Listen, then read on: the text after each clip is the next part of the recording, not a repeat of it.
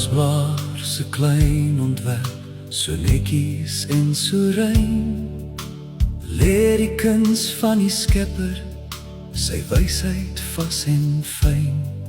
Elke lyn en elke krom, draaitjie perfek en sonder fout, 'n fluistering van majesteit, gegraveer in hierdie saad. O Heer, uw grootheid straal in die kleinste van uw werk, van sterrehoogte tot die saadjie in die grond se donker kraak. Wie kan meet uw wonderkrag, wie kan uw raad verstaan?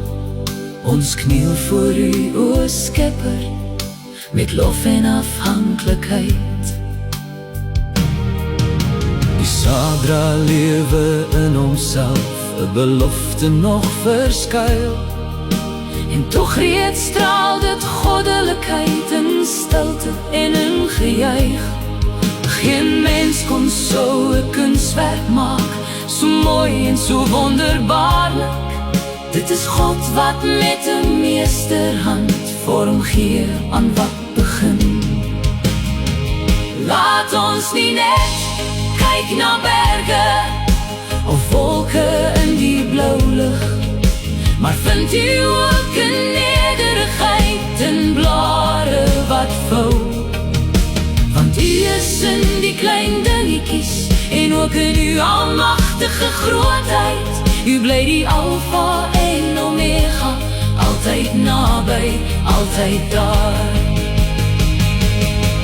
Dit is God wat met 'n meesterhand vorm gee aan wat begin.